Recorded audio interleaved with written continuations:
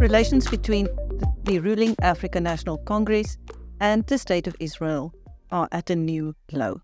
We speak to Israel's ambassador in South Africa, Mr. Eli Belotsercovsky. Welcome, Mr. Ambassador. Thank you. Thank you very much and good evening. The ANC wants your embassy closed down and you out of the country.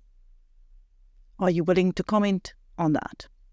Well, we have been hearing all sorts of comments from ANC, from other parties.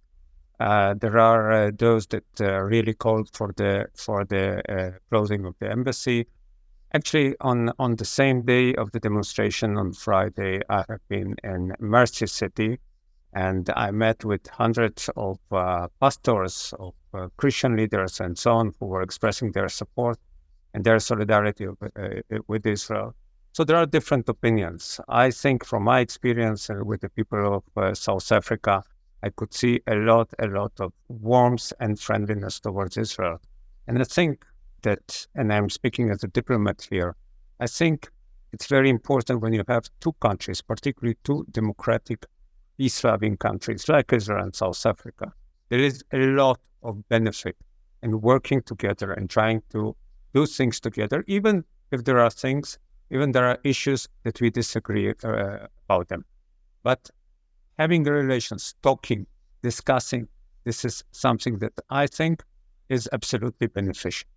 Now, according to the ANC, the ruling party has found the Israeli leadership in South Africa to be arrogant and unwilling to engage. What do you say to that? Well, I've been here for almost 2 years now. And I have always been in favor of conversation, of a dialogue, of talking with the leadership, with the people, and we are very open towards this, and we are open for any kind of meetings, conferences regarding any issue, and of course also what is happening in Gaza. Now, the ANC has also called for a boycott of Israeli goods. What trade would that affect should that be put in place? Well, again, I think Israel and South Africa, they are two democracies.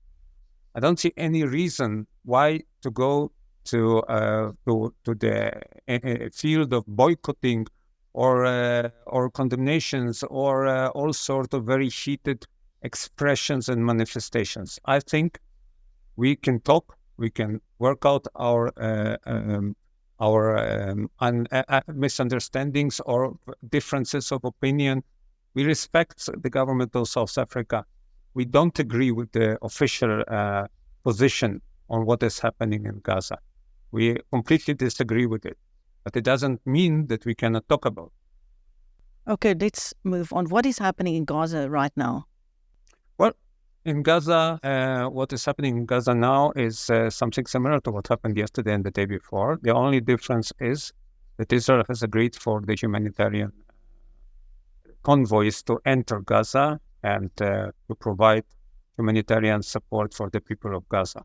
But I have to say that this humanitarian support, I understand it's important for the people, but I want to ask whether the international community, that was very keen for these trucks with support to enter Gaza, whether they will make sure that also the Israeli hostages, more than 200 Israeli hostages, among them babies as young as 9 months old that were separated from their parents, most of them were killed and were taken as hostages to Gaza. Is the international community going to provide for those hostages to receive the support they need, to receive the medication that they need? Among them are also some Holocaust survivors, some old people. Will they make sure that these people will receive the things they need?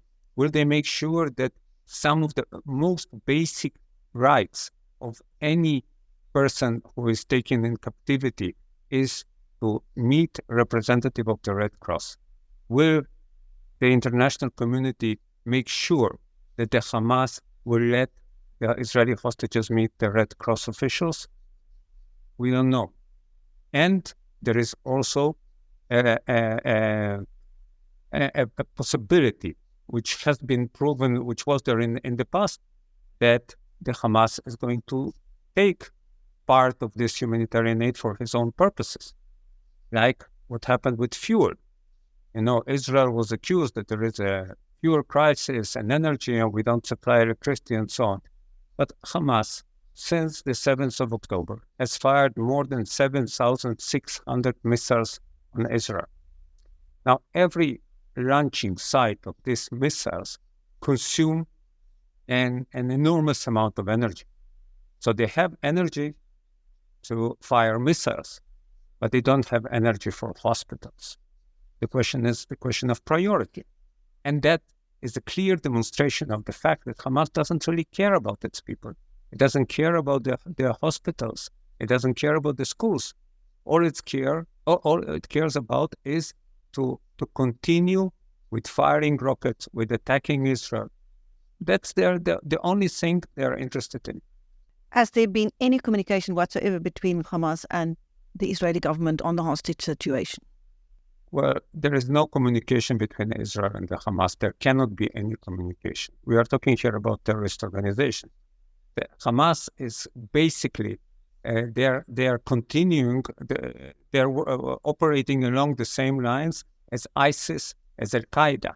So could you think of communication between ISIS and any government normal government in the West? Can you think about communication with Al-Qaeda? It's basically the same thing. It's the same method. It's the same cruelty. It's the same savagery. So there is no way we are going to talk to the Hamas and we are going to destroy the Hamas in Gaza. We are going to make sure that there is going to be no terrorists left in Gaza in order to defend our citizens and in order to provide the people of Gaza freedom that they are deprived now because of the Hamas rule. What is happening on the border with Lebanon now with attacks from Hezbollah?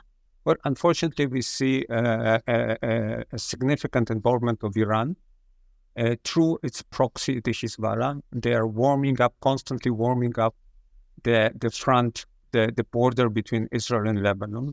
And they are firing rockets. They try to penetrate. They send gangs of Hezbollah terrorists into Israel.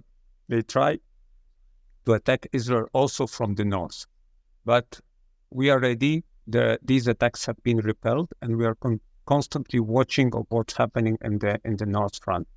And if Hezbollah is going to attack Israel on a larger scale, unfortunately, it's the people of Lebanon who are going to pay the price. Lebanon is going to get involved in this war, although they don't want it. They don't have a conflict with Israel, but they are hostages of Hezbollah that is trying to drag Lebanon and Iran into the war. Have you any further information on troop movements from Iraq towards Syria and Lebanon? Well, we don't have information regarding this, but I can tell you for sure Israel is ready to prevent any involvement from beyond, let's say, Lebanon or Syria in this war between Israel and the Hamas. What is the latest death toll? Because just last week, more bodies were being discovered on Israeli territory. Yes, unfortunately, every day we hear about new casualties that were discovered, people that tried to hide in different places and were shot. It's a very, very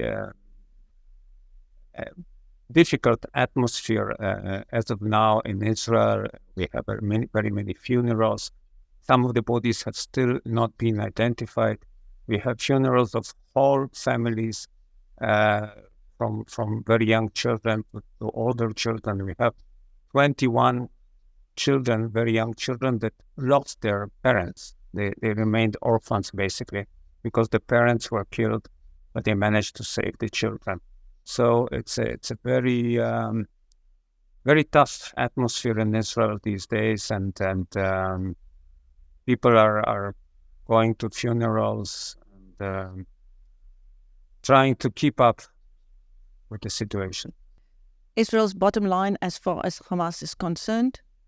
Well, as Hamas is concerned, we are not letting the Hamas control Gaza anymore. We are going to destroy the Hamas. We are going to destroy the terrorist infrastructure in the Hamas and prevent any attacks, terrorist attacks on Israel from Gaza Strip. That was Israel's ambassador to South Africa, Mr. Eli Belotsercovsky, speaking to BizNews. Thank you very much.